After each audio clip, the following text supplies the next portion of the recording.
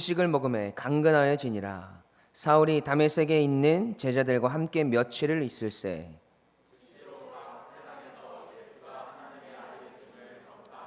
듣는 사람이 다 놀라 말하되 이 사람이 예루살렘에서 이 이름을 부르는 사람을 멸하려던 자가 아니냐. 여기 온 것도 그들을 결박하여 대제사장에게 끌고 가고자 함이 아니냐 하더라.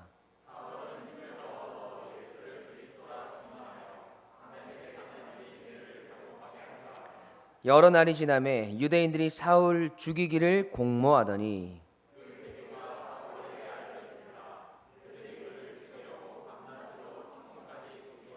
그의 제자들이 밤에 사울을 광주리에 담아 성벽에서 달아내리니라.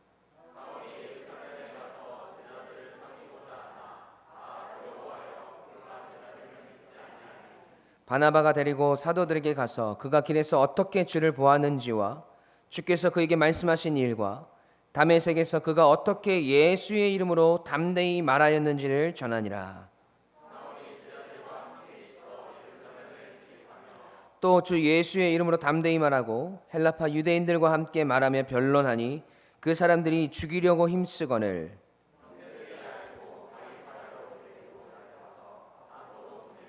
다 같이 그리하여 온 유대와 갈릴리와 사마리아 교회가 평안하여 든든히 서가고 주를 경외함과 성령의 위로로 진행하여 수가 더 많아지니라. 아멘. 살아계신 하나님의 말씀입니다. 오늘 우리는 복음의 전진을 이루라 5번째 시간을 맞이합니다. 왕따에게 임한 그리하여의 은혜라는 말씀의 제목으로 함께 귀한 깨달음이 있는 시간 되길 원하는데요. 우리는 지난 시간 그리스도인들을 핍박하고 그들을 감옥에 가두는 일에 선봉에 서 있던 사울이 그리스도인들을 잡아다가 감옥에 가두기 위해서 다메섹을 향하여 가던 그 길 위에서 예수 그리스도를 만난 사건을 묵상하였습니다. 하나님의 은혜와 정반대 방향으로 가고 있던 사울에게 은혜가 임하는 모습을 우리는 보았고, 또한 예수님의 제자가 되었으나 하나님의 말씀이면 무엇이라도 들을 것처럼 대답했던 그렇게 아나니아가 사울에게 가라는 하나님의 말씀에 거부 반응을 일으키자 그 마음조차 변화시키셔서 사울에게 하나님의 뜻과 그의 보이지 않던 눈을 뜨게 하시는 모습을 우리는 보았습니다. 그래서 사울은 예수 그리스도를 믿게 되고 침례를 받게 되고 강건하여졌습니다. 여러분, 근데 문제는 여기서부터 커지기 시작했습니다. 왜냐하면 아나니아가 하나님께 대답했던 것처럼 사울은 그리스도인들을 핍박하고 너무나 많은 그리스도인들에게 아픔과 상처를 준 사람이었다라는 것이죠. 그는 예수 그리스도를 만나고 믿음으로 인생이 완전히 뒤바뀌었지만 그 사람이 행한 악한 일들은 여전히 그대로 남아있더라는 겁니다. 그의 행적이 사람들의 뇌리에서 지워지지 않았어요. 그런데 사울은 어떤 일을 행하고 있는지 보세요. 본문 19절 20절입니다. 함께 읽습니다. 시작.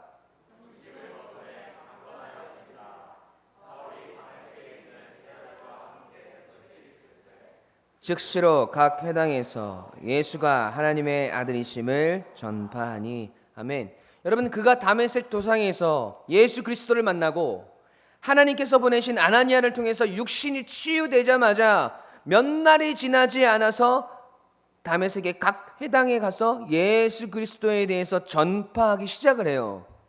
여러분, 이를 지켜보던 사람들의 반응들을 오늘 본문은 아주 적나라하게 이야기해주고 있어요. 그 반응들 속에 숨어있는 인간의 본질적인 죄악된 모습과 이 반응들 속에서 문제들을 해결해 가시는 우리 하나님의 놀라운 일하심이 오늘 우리를 기다리고 있습니다. 여러분, 기대가 되시나요? 기대가 되시나요? 네, 그러면 오늘 말씀 속으로 여행을 한번 떠나볼까요? 고고. 여러분, 그 말씀의 여행이 끝나갈 무렵 우리에게 남아있는 이 여운과 깨달음과 은혜를 끝까지 간직하는 오늘이 되길 소원합니다. 다음에 첫 번째로 우리는 다름이 아니라 같음을 바라보는 것이 은혜인 것을 알아야 합니다. 함께 읽어볼까요? 시작. 아멘. 다름이 아니라 같음을 바라보는 것이 은혜입니다. 여러분, 사울은 예수 그리스도를 만나고 완전히 달라진 삶을 살아가요. 즉시 각 회당에 가서 만나는 사람들에게 예수 그리스도가 하나님의 아들인 것을 전파합니다. 우리가 보기에는 너무나 대단한 일들이잖아요. 그러나 이 모습을 모든 사람들이 다 어색해합니다. 아니, 믿을 수가 없었어요. 그 표현을 조금 순화해서 오늘 본문 21절은 표현하고 있어요. 본문 21절 말씀 함께 볼까요? 시작. 이 사람이 예루살렘에서 이 이름을 부르는 사람을 멸하려던 자가 아니냐? 여기 온 것도 그들을 결박하여 대제사장에게 끌고 가고자 함이 아니냐 하더라. 아멘. 여러분, 듣는 사람들이 다 어땠다고요? 다 놀라 말하되. 여러분, 여기서 다 놀라 말하되라는 표현이 그의 회심과 그의 변화된 모습을 진심으로 기뻐하고 이를 통해서 하나님의 일하심과 역사하심을 감사하면서 그렇게 고백하는 놀라움의 표현인가요? 여러분, 아니에요. 얼떨떨한 겁니다. 좋게 말해서 얼떨떨한 것이지 속으로는 저 인간 뭐야? 며칠 전까지만 해도 사람들 감옥에 잡아 넣으려고 도끼가 충만해서 뛰어나다니는 사람 아니야? 저건 좀 아니지 않아? 하는 거예요. 여러분, 우리 생각에도 그렇잖아요. 여러분, 뉴스나 신문 등에서 잘 나가던 연예인들이 잘못을 저지릅니다. 뭐 도박을 한다거나 음주운전 뺑소니를 저지른다거나 여러 가지 잘못들을 해서 사람들에게 실망감을 안겨줘요. 그러면 그들이 뭐라고 하던가요? 제가 지은 죄를 깊이 뉘우치고 죄값을 달게 받겠습니다. 그리고 자숙하는 시간을 가지도록 하겠습니다 라고 말하죠. 여러분, 그런데 얼마 지나지 않아서 얼마 안 있다가 그 사람들이 스물스물 다시 나타나기 시작합니다. 대중들에게 얼굴을 비치기 시작해요. 여러분, 그러면 우리는 뭐라고 이야기해요? 아니, 지금 나오는 건 조금 아니지 않아? 조금 더 자숙해야 하는 거 아니야? 이거 봐, 반성은 무슨 반성이야. 내 이럴 줄 알았어 하면서 그들을 아주 적나라하게 우리가 비판을 한다는 거죠. 그런데 사울은 이거보다 훨씬 심한 거예요. 아니, 자기가 저지른 잘못이 있는데 그것도 수많은 그리스도인들의 삶에 폭풍우와 같은 고난과 두려움들을 안겨준 장본인인데 자기가 예수님 만났다고 며칠이 안 되어서 사람들을 만나서 예수 그리스도에 대해서 전하고 다닌다? 여러분, 이게 사람들에게 좋게 받아들여질 리가 있습니까? 먼저 반성하는 기미라도 보인다든지 사람들을 만나서 석고대죄를 하면서 미안하다고, 그동안 내가 너무 잘못했다고, 많은 사람들을 힘들게 하고 아프게 하고 두렵게 만들어서 미안하다고 이렇게라도 해야 되는 거 아니에요? 또 그렇게 한다고 사람들 마음 가운데 있는 상처와 아픔이 그렇게 금방 사라지는 게 아니잖아요. 여러분, 그렇잖아요. 며칠 전까지만 해도 사울이 우리 편이라고 생각했던 유대인들 역시 얼마나 당혹스러웠겠습니까? 사도행전 9장 22절 말씀 보세요. 함께 읽습니다. 시작. 다메섹에 사는 유대인들을 당혹하게 아니라, 아멘. 여러분, 유대교에서 기독교로 개종한 사람들을 미워하고 핍박하던 유대인들의 입장에서도 사울의 회심은 큰 배신과 배반이었던 것입니다. 혼란스러운 것이죠. 이를 통해서 당혹스럽고 그 당혹스러움이 분노가 되어서 사울을 죽이려고까지 합니다. 자, 여러분, 다메섹에 있는 그리스도인들과 유대인들의 반응은 어찌 보면 여러분 당연한 것 같아요. 그렇죠? 저 같아도 충분히 그럴 것 같다고 생각이 들어요. 그리스도인들은 어제까지만 해도 우리를 죽이려고 하던 사람이 갑자기 예수님에 대해서 이야기를 하기 시작해. 유대인들의 입장에서는 어제까지만 해도 우리 편이었던 사울이 갑자기 배신을 하네. 여러분, 저 같아도 당혹스럽고 비판을 할 만합니다. 여러분 같았으면 안 그렇습니까? 안 그렇습니까? 제가 죄인이죠. 제가. 역시 우리 성도님들은 저와는 다른 사랑과 긍휼과 은혜가 충만하신 분들이라서 주여 제가 죄인입니다. 그런데 여러분, 우리 인간이 저지르는 일 중에서 사탄이 아주 좋아하는 일 하나가 있는데 그것이 무엇이냐면 은연중에 자꾸 사람을 나누는 거예요. 서로 간의 관계에서 구분을 짓고 이를 통해서 나와는 다르게 구분되어지는 상대방을 비판합니다. 죄인도 그냥 죄인이 있고 못돼 먹은 죄인이 있고 보통의 죄인이 있고 악질의 죄인이 있다고 생각해요. 네, 우리가 세상적인 가치관에서 보면 그 말이 맞는 것 같습니다. 하지만 우리가 신앙 안에서 바라보면 그 구분지음이 얼마나 잘못된 것인지 우리는 깨닫게 됩니다. 여러분, 죄인은 하나님을 모른다는 사실이 같습니다. 죄인은 오직 죄만 행할 줄 안다는 것이 같아요. 죄인은 아무도 하나님을 믿지 않는다는 차원에서 똑같습니다. 여러분, 그래서 예수님이 찾아오셨고 예수님의 그 은혜를 주셔야 한다는 것이 똑같습니다. 여러분, 그런데 우리가 아나니아를 통해서도 확인한 바 있잖아요. 예수님께서 아나니아야 사울에게 가라. 그는 내가 택한 나의 그릇이니라 라고 말씀하셨을 때 아나니아가 뭐라고 대답했어요? 내가 여러 사람들에게 들었사온즉 그가 예루살렘에서 주와 성도에게 적지 않은 해를 끼쳤다 하더니, 여러분 이렇게 이야기해요. 여러분, 아나니아는 지금 예수님과 대화를 하고 있어요. 그러니까 그는 예수님을 거부하는 사람이 아니라 믿는 사람이었고, 아나니아가 말하는 것은 사실상 복음 전파를 방해하라는 것이 아니라 행여 사울 때문에 복음 전파가 방해될까 봐 걱정하는 것이었어요. 그렇잖아요. 그런데 이것이 바로 그리스도인들의 착각이라는 사실을 여러분 아셔야 돼요. 우리가 늘 입버릇처럼 하는 말들이 있어요. 그게 뭐예요? 바로 하나님의 은혜다.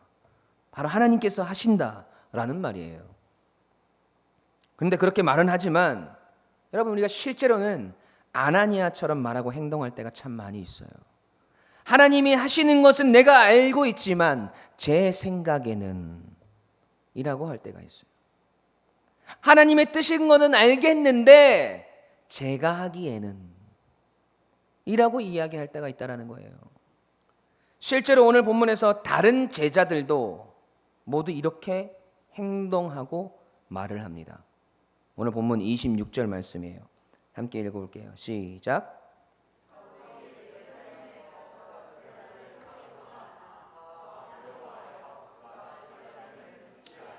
아멘. 여러분, 사도들, 제자들이 어떤 사람들로 하나님께 부름을 받았습니까?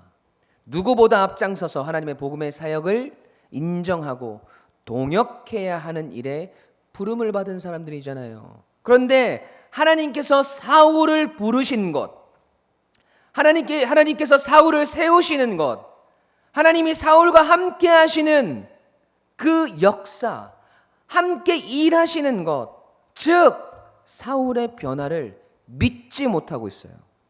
네, 상황적으로는 충분히 이해는 한다고 아까 말씀드렸습니다. 얼마 전까지 예수 믿는 사람들을 박해하던 주동자가 돌변해서 예수를 증거하고 다닌다는 것이 납득하기가 쉽지 않습니다.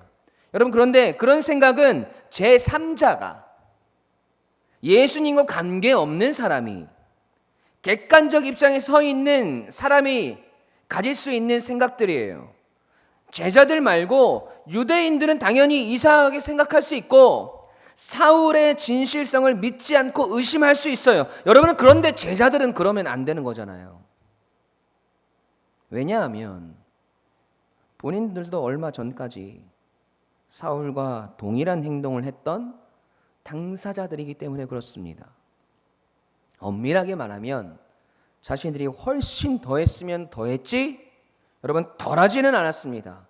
여러분, 베드로를 예로 들어볼까요?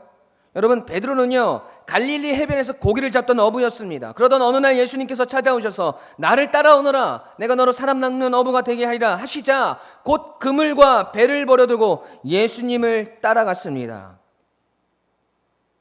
부모도 다 버렸어요. 여러분, 이 장면을 보고 다른 사람들이 뭐라고 생각했습니까? 뭐라고 생각하겠어요? 여러분, 정상적인 행동이라고 생각을 할까요? 베드로의 판단과 행동을 여러분 주변에 있던 사람들이 과연 믿을 수 있었겠습니까? 여러분, 이것이 끝이 아니죠. 그런 그가 예수님을 3년을 따라다닙니다. 그동안 어부 베드로는 사라지고 예수님의 수제자 베드로의 그 인정받는 모습이 나타나기 시작했습니다. 근데 그러던 어느 날 베드로가 돌변을 해요. 예수님께서 군병들에게 잡혀가시자 예수님을 뒤쫓아갑니다. 예수님께서 재판을 받으실 때에, 예수님께서 신문을 받으실 때에 어떤 사람이 베드로에게 당신 예수님의 제자 아니야? 라고 묻자 베드로가 뭐라고 대답해요? 여러분, 마태복음 26장 70절이잖아요. 70절에 나와 있잖아요. 베드로가 모든 사람 앞에서 부인하여 이르되 나는 내가 무슨 말을 하는지 알지 못하겠노라. 72절 베드로가 맹세하고 또 부인하여 이르되 나는 그 사람을 알지 못하노라. 74절 그가 저주하며 맹세하여 이르되 나는 그 사람을 알지 못하노라. 여러분, 이게 어떻게 사람이 맨정신으로 할 수 있는 말입니까 이게? 그런데 여러분, 이게 또 끝이 아니에요. 베드로 또 돌변하잖아요. 또 변해요. 부활하신 예수님께서 갈릴리로 찾아오셨어요, 베드로를. 그리고 그는 다시 예수님을 따라 나섭니다. 성령을 받고 복음 전파의 선봉에 섭니다. 여러분, 뭐 이런 변덕쟁이가 다 있어요.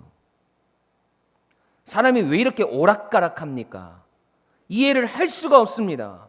여러분, 세상 사람들이 보았을 때는 베드로는 자기가 하는 일도 다 내팽개치고 부모도 다 버리고 예수님 따라 그렇게 따라다니더니, 그러다가 배신하고 배반하고 도망다니더니 저주까지 하면서 예수님을 모른다고 하더니 이제는 예수님의 이름을 전파하고 다녀요. 꼴불견도, 여러분, 이런 꼴불견이 어디 있습니까? 도저히 이해해 줄 만한 건덕지가 없어요. 여러분, 그런데 우리는 이해해야 해요. 우리는 베드로를 수용할 수 있어야 합니다. 왜요? 우리도 그와 같았기 때문입니다. 베드로보다 더했으면 더했지 덜하지는 않았기 때문이에요. 우리가 수고하고 노력해서 받은 구원이 아니고 우리의 능력이나 힘으로 얻어낸 구원이 아니기 때문입니다. 여러분, 우리도 수도 없이 예수님 부인하며 살아갈 때가 있잖아요. 내 삶에서 이런 일들이 나의 노력과 나의 애씀과 나의 능력이라고 착각하며 살아갈 때가 있잖아요.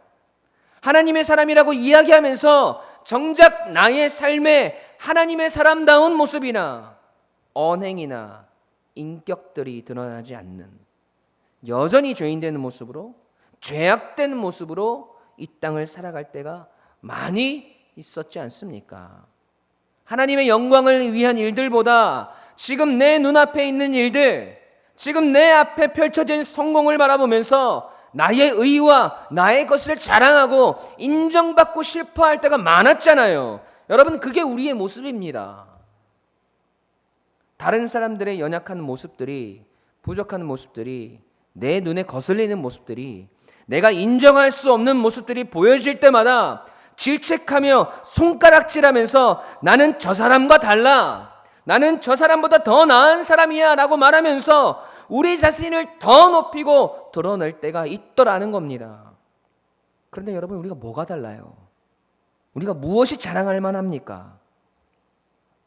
그것이 어떻게 온전히 하나님의 은혜로 구원받고 인생이 변화되어진 그리스도인들의 모습이라고 할 수 있겠습니까?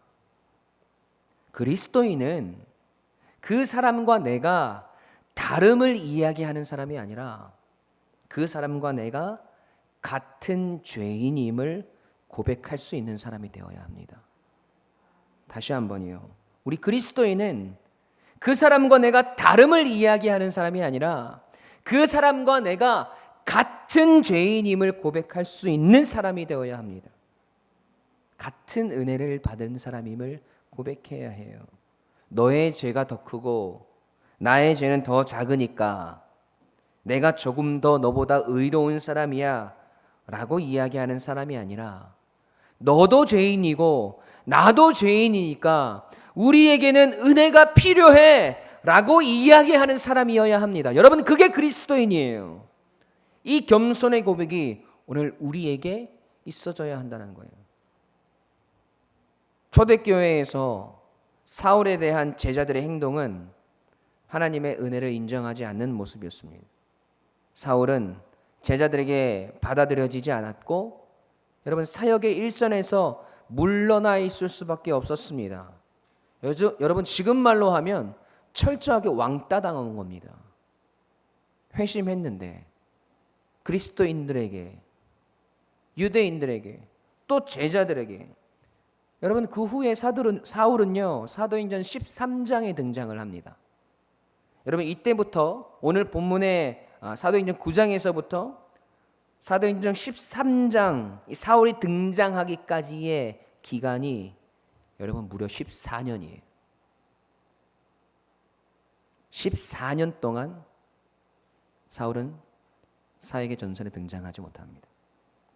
서로 다름만을 바라보고 같은 죄인이며 같은 은혜를 바라보지 못했던 일들을 통해서 여러분, 이런 일들이 생겨난 거예요. 여러분, 우리는 다르지 않습니다. 누가 더 큰 죄인이고 누가 작은 죄인이냐는 여러분, 우리 공동체 안에서 전혀 중요하지 않아요. 우리는 같은 죄인이며 그 죄인들에게 같은 하나님의 은혜가 부어졌으며 똑같은 부르심을 받은 어제의 죄인이었던 우리, 하나님의 은혜로만 다시 살 수 있는 같은 길을 가는 우리라는 마음과 믿음이 오늘 우리에게 있어지기를 간절히 소원합니다. 그래서 오늘 우리 옆에 있는 사람들에게 더욱 동질감을 느끼며 오늘 내가 함께하는 이들을 더욱 하나라고 고백하며 같은 은혜 안에서 같은 길을 걸어가는 저와 여러분이 되시길, 은혜가 우리를 하나 되게 함을 같이 고백하며 살아가는 저와 여러분이 되시길 우리 주님의 이름으로 간절히 축원합니다. 아멘. 두 번째로, 하나님이 하셨다가 드러나는 인생이 되어야 합니다. 우리 함께 읽어보겠습니다. 시작. 아멘. 여러분, 사울의 이 회심이 모든 사람들을 좋지 않은 방향으로 깜짝 놀라게 되는 그런 상황이 되고, 사울은 그런 대상이 되고 인정받지 못하는 상황 가운데 놓여 있을 때, 여러분, 하나님은 그런 그를 그대로 내버려 두시지 않으셨어요. 그를 위로하고 그를 사역의 전선으로 다시 이끌어줄 한 사람을 준비해 두셨는데, 그 사람의 이름이 바로 바나바입니다. 사도행전 4장에서 자신의 밭을 팔아서 사도들의 발 앞에 내어놓았던 바나바, 위로의 아들이라는 이름을 가진 그 한 사람을 예비해 두심으로 모든 사람에게 매몰차게 소외당하는 사울에게 위로의 손길을 내밀게 하십니다. 여기서 바나바가 등장하는 것 자체가 사실 여러분 기적이에요. 왠 줄 아세요? 사울이 한 짓이 있잖아요. 여러분, 바나바도 분명 그 핍박의 현장 가운데 있었을 것이고 그로 인해서 고통받았던 사람이었다라는 말이죠. 여러분, 바나바는 사도행전 4장 이후로 9장에까지 단 한 번도 성경에 등장하지 않았던 사람이에요. 그를 통해서 표적과 기사가 일어난 것도 아니고 그가 복음 전도를 통해서 많은 사람들을 변화시킨 것도 아니었습니다. 밭을 팔아서 사도들의 발 앞에 내놓았던 일 외에는 여러분, 특별히 기억될 만한 일이 없었던 사람이라는 것이죠. 그를 통해서 하나님은 일하기 시작하세요. 여러분, 여기서 우리는 하나님이 행하시는 그 사역의 공통점을 간파해야 돼요. 하나님께서 어떻게 일하시는지, 사람을 통해서 일하실 때, 상황을 통해서 일하실 때 하나님께서 도대체 어떻게 역사하시고 일하시는지 우리는 간파해야 돼요. 하나님이 행하시는 사역의 공통점은 인간들, 다시 말해서 죄인들의 사고방식과는 완전히 다릅니다.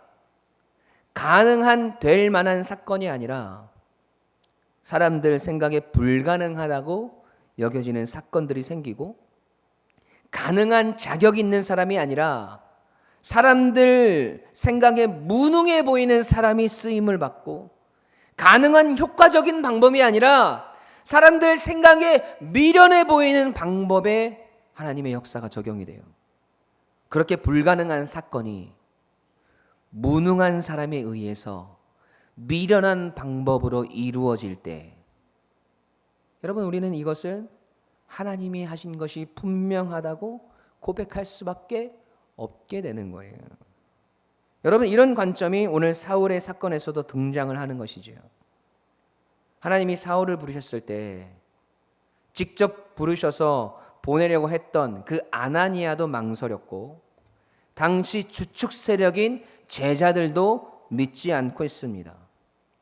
이러한 제자들의 모습과 극명하게 대조되는, 그렇게 등장하는 사람이 바로 바나바라는 것이죠. 아까도 말씀드렸지만 여러분, 바나바는요, 초대교회에서 완전히 사람들에게 각인되고 우리가 지금 알고 있는 것처럼 영원토록 기억되고 칭찬받을 만한 일들을 한 것이 아니에요. 초대교회의 영적 흐름을 따라서 자신의 것을 아까워하지 아니하고, 또 원래 하나님의 것이었으니 하나님의 것을 내어놓는다는 신앙 고백으로 사도들의 발 앞에 밭을 팔아서 그 돈을 내어놓았습니다. 여러분, 그런데요, 바나바뿐만 아니라 이름조차 기록되지 않은 수많은 사람들이 서로 자신의 물건을 통용하고 나누었다라는 것이죠. 사람들이 보았을 때는 더 칭찬받아 마땅하고 더 우러러 볼 만한 일들이 아니었다라는 것이에요. 거기다가 그는 12제자에 속한 사람도 아니었습니다. 예루살렘의 주류 세력에 속한 것도 아니었어요. 사도는 고사하고 7집사의 명단에도 그의 이름은 들어있지 않습니다. 사실 예수님의 제자들이나 스데반, 빌립 집사, 그런 사람들과 비교하면 바나바는 사실 그 말 그대로 무명이에요. 무명. 그런 그를 통해서 하나님께서 사울을 다시 사역의 현장으로 나아올 수 있도록 인도하시고, 바나바의 고백을 통해서 진짜 우리가 바라보아야 하는 것이 무엇인지 깨닫게 해주세요. 여러분, 지금 바나바가 회심한 사울을 믿지 않고 있는 사도들에게 사울을 데려가서 그에 대해서 이야기할 때 뭐라고 이야기를 하는지 한번 보세요. 본문 27절 말씀 함께 읽습니다. 시작.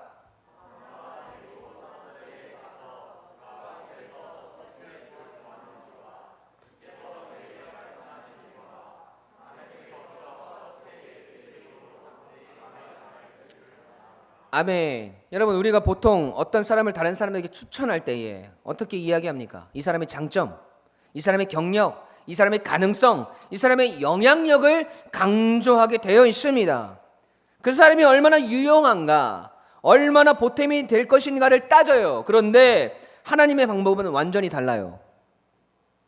사울이 어디 출신인가, 사울을 받아들였을 때 초기 교회에 어떤 활용 가치가 있는가, 우리가 사울을 과연 받아들일 것인가 말 것인가를 전혀 언급하지 않습니다. 왜냐하면 그것은 사람이 할 일이 아니기 때문에 그래요. 하나님이 사울을 찾아오셨고 하나님이 사울을 사용하십니다. 여러분, 그러면 그것으로 모든 것은 다 결정됩니다. 하나님이 사울을 찾아오셨고 사울에게 말씀하셨고 사울을 변화시켰다는 사실 말고, 여러분, 우리 기독교에서 뭐가 더 필요해요? 사울의 경력과 비전을 왜 우리가 점검해야 하는 거예요? 사울의 수용 여부를 왜 우리가 결정해야 합니까? 여러분, 언제부터 기독교가 하나님의 일하심을 인간들이 결정을 했습니까? 여러분, 바나바가 한 일을 보세요. 그가 길에서 어떻게 주를 보았는지와 주께서 그에게 말씀하신 일을 말한 겁니다. 바나바가 말한 말의 핵심은 하나님께서도 하셨다라는 거예요. 그것으로 충분한 거예요. 여러분, 무엇이 부족하고 무엇이 더 필요합니까? 하나님은 지금 우리에게 이 진리를 알려주시려는 거예요. 여러분, 바나바를 통해서 사울의 제자들에게 소개된 후에 사울은 끊임없이 어려움을 당해요. 계속해서 어려움을 당합니다. 본문 29절이에요. 또 주 예수의 이름으로 담대히 말하고 헬라파 유대인들과 함께 말하며 변론하니 그 사람들이 죽이려고 힘쓰거늘. 여러분, 그런데 오늘 본문 마지막 절의 결과가 어떻게 나왔어요? 우리 유심히 봐야 돼요. 31절 말씀 함께 읽습니다. 시작.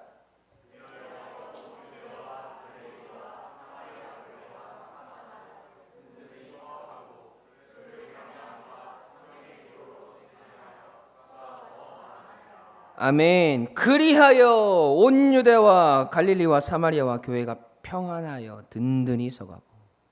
여러분, 지금 사울이 예수 그리스도를 만나고 회심한 일들에 대해서 수많은 사람들이 수근거리고 있잖아요. 유대인들은 그 이야기를 듣고 당혹스러워합니다. 제자들도 사울이 자신들에게 다가오자 그를 두려워하였어요. 손을 절레절레 하면서 거부합니다. 그가 예수님의 제자됨을 믿지 않았어요. 사울이 계속해서 예루살렘에서 예수 그리스도에 대해서 전하자 유대인들을 그를 잡아 죽이려고 합니다. 여러분, 우리가 이 상황을 보았을 때 도대체 어디서 부흥을 기대할 수가 있고, 도대체 어디에서 복음이 계속해서 전진하는 것을 꿈꿀 수가 있겠습니까? 이렇게 철저하게 왕따를 당하고 있는 회심한 한 사람을 통해 우리가 무엇을 더 바라겠어요? 그냥 버텨주는 것만으로도 고마운 거 아니에요? 여러분, 그런데 31절의 결론이 뭐예요? 그리하여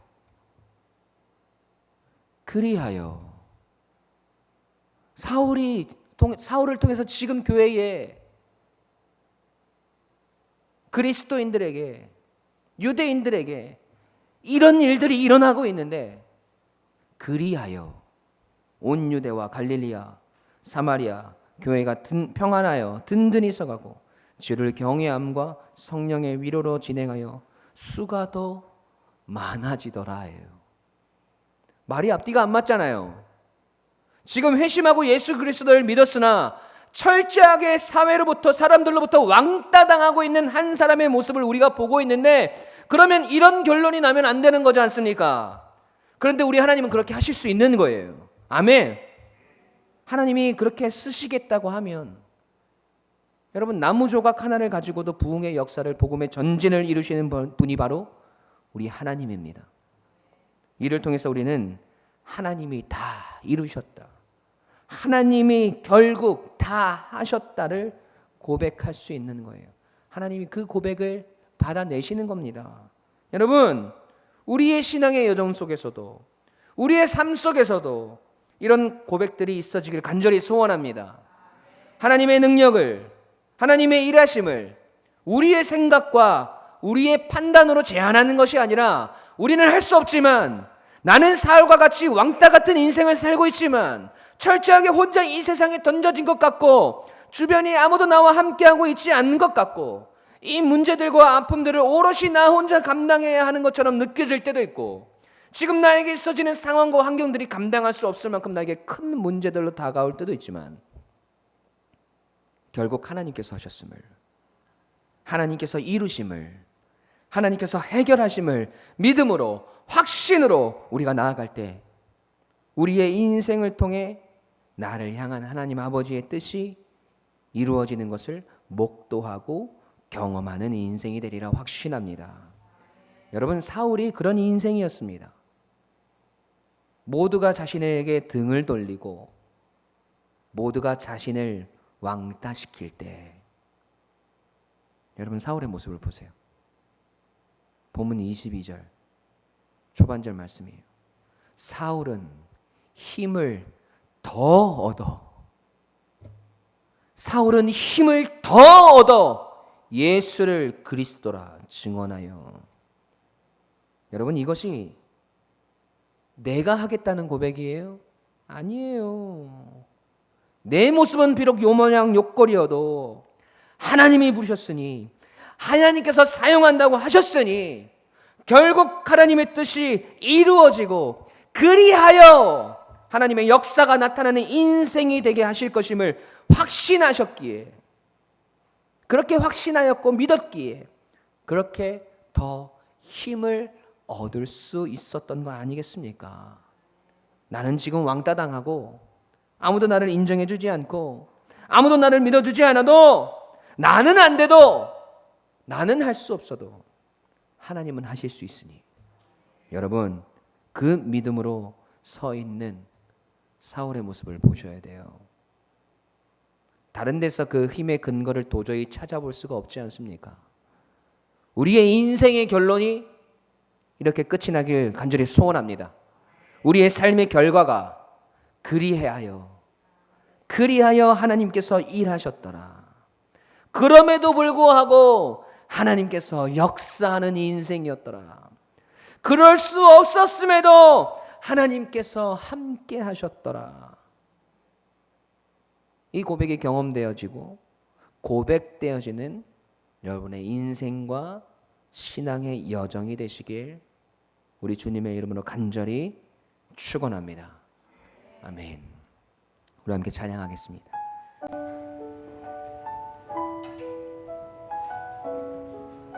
결국 하나님께서 하시는 일들임을 오늘 우리가 바라보며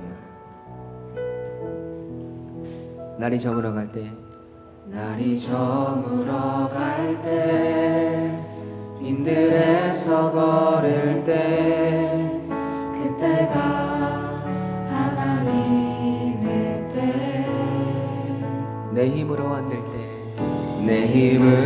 안 될 때 빈손으로 걸을 때 내가 고백해 여호와 이네. 우리 다시 한번 날이 저물어 갈 때 빈들에서 걸을 때 그때가 하나님의 때 내 힘으로 안 될 때 빈손으로 걸을 때 내가 고백해 여호와 이래. 주가 일하시네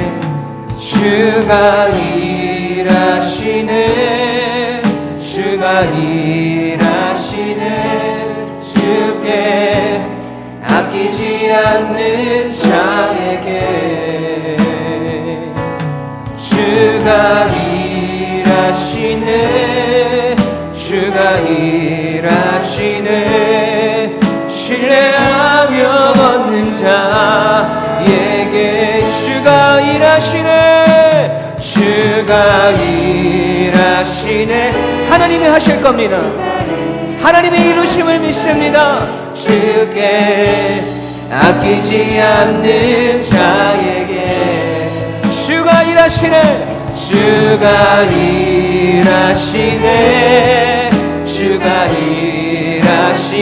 아멘. 신뢰하며 걷는 자 다시 한번 주가 일하시네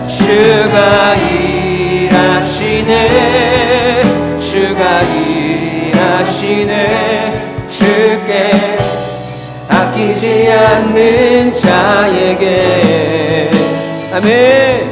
주가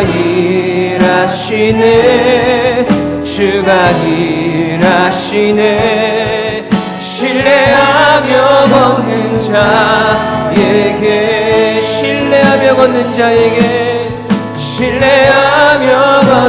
자에게 아멘. 여러분 우리 기도합시다. 오늘 말씀을 생각하면서 오늘 하나님께서 우리에게 주시는 마음들이 있습니다. 여러분 우리는 다르지 않아요. 우리는 서로가 다르지 않습니다. 죄인인 것이 같고 하나님의 은혜가 부어진 인생임이 같고 하나님의 은혜가 없이는 살아갈 수 없는 존재인 것이 같습니다. 우리가 그렇게 하나의 지체로 묶여졌다는 사실 여러분 잊지 마십시오. 내 안에 남아있던 서로 다름을 통한 그 다름이 틀렸다고 이야기했던 우리의 고백들, 그 다름을 바라보며 내 의의를 드러냈던 나의 교만함들, 그 다름을 통해서 다른 사람들을 수용하지 못하고 그 사람들을 품어주지 못했던 나의 마음들, 그 마음들 주님 앞에 내려놓읍시다. 주님 앞에 회개합시다. 주님, 우리가 같음을 바라보며 같은 주님을 바라보며 나아가는 인생 되게 해달라고, 그 은혜를 오늘 우리에게 부어달라고 기도하십시다. 또한 두 번째로 우리의 인생 가운데 하나님께서 하셨음이 드러나는 인생, 주님께서 일하심이 나타나는 인생 될 수 있도록 우리의 상황은 비록 사울과 같이 철저하게 혼자 남겨진 것 같은 그런 상황 가운데 있다 할지라도 결국 그 상황 가운데 하나님의 역사하심이 나타나심을 오늘도 내가 믿음으로 나아가는 그러한 신앙의 길을 걸어갈 수 있도록 하나님 내 마음을 주장하여 달라고, 내 믿음을 주장하여 달라고, 주님께서 하셨음을 고백하는 인생 되게 해달라고 우리 시간 함께 합심하여 기도하며 나아가십니다. 기도하십시다.